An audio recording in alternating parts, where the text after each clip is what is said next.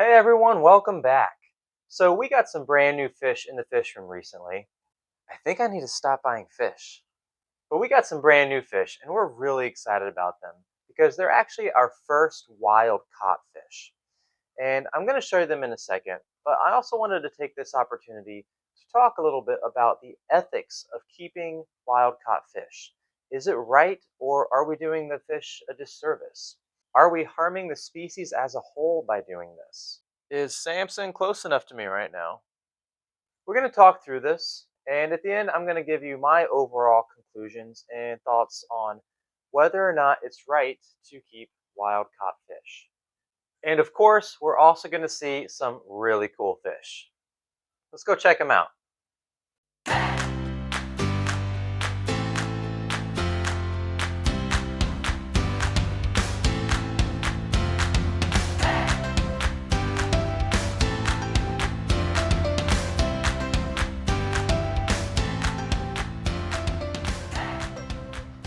So what we have here are the Stigmatochromis woodi. We have 6 wild-caught fish of pretty decent size. They're all about 5 inches or so. And we have, I believe, 3 males. This would be one of the males. And we have 3 females. And this is a pretty rare fish. And I'm not actually sure why, because so far I think they're looking pretty good. The males obviously have some coloring up to do. And I've seen a few photos of them online. Hard to find good photos, but from what I've seen, they look pretty, they're an attractive aquarium fish. So it may be one of those types of fish where, because it takes so long for them to color up, they've never really caught mainstream popularity. That happens with a lot of fish, unfortunately. There's many species that I think are just so cool, but they're just not popular in the mainstream because it takes so long to get them to color up. These are the first wild-caught fish we've had here in the fish room. Or at least they're the first ones that we know are wild-caught. Let me explain. You're all very familiar with Samson. He is our 34-inch fire eel. Definitely the star of the fish room. Now, he may actually be wild-caught. I simply don't know.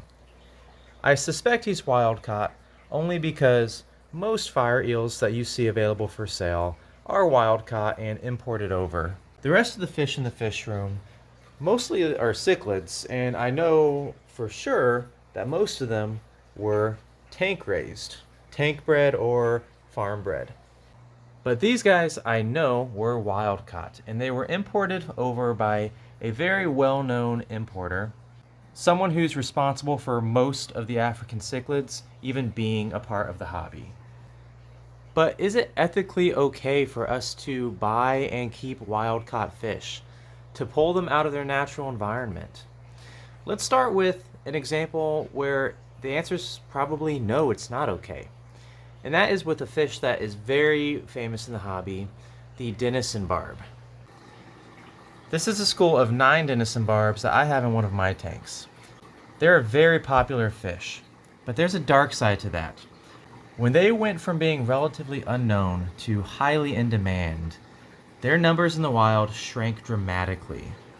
This is a fish that was not facing any environmental threats. They simply became popular and people wanted to put them in their tanks. And they are now listed as endangered by the IUCN. So if you were to ever see wild-caught denison barbs, yes, that would be unethical to purchase and keep.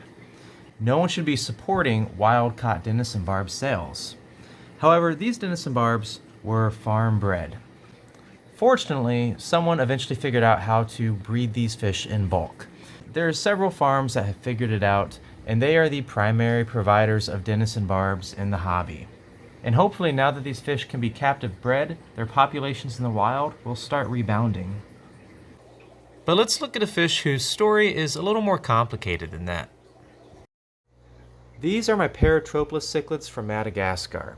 We have 3 species represented in this tank, all of which are highly endangered in the wild. In fact, some of them may already be extinct. And you might be surprised to learn that I would consider it a good thing to buy one of these fish wild caught. Not that you can, but if you could, I would do it. Because these fish aren't endangered from overfishing.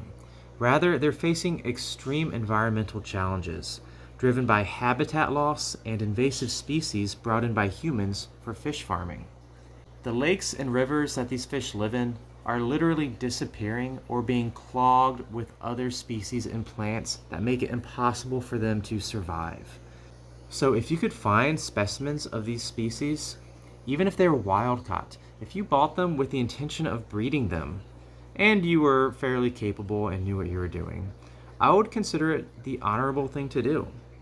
In the wild, these fish are dying off in the multitudes, so having a few go to the aquarium trade isn't going to make a dent, but it could actually help if you get them propagating. But breeding and propagating a species isn't the only valid reason for buying wild-caught fish. Take the well-known case of the cardinal tetra and Project Piaba. This is a situation where the high demand for wild-caught tetras actually supports the environment and local population where they come from. It creates high incentive to keep the habitat sustainable, without which the land and waterways might be ruined by other economic industries, such as mining and farming. These are a fish that you can buy wild-caught, and I would highly recommend it. But you don't necessarily need a reason to justify keeping wild-caught fish. The Stigmatochromis woodi are rated as least concern by the IUCN. They're not facing any known dangers in their habitat. So I feel quite alright buying these fish and keeping them. I don't need to say that I'm saving the species or supporting environmental sustainability. I just enjoy having them, and I think it's cool that they are wild caught. So at the end of the day, it really just depends on the situation. Some fish you should not buy wild caught, but others you should. And then others still, it really just doesn't matter. As long as you're feeding them well, keeping them safe, and not doing harm to the species as a whole, I don't see any issue with keeping wild caught fish. Well, I hope you enjoyed the video, guys. I know this one was a bit more opinionated than I usually do. If you have any counterpoints to what I've said here, please drop it in the comments below. I'd love to talk with you about it. But outside of that, I'll see you next time.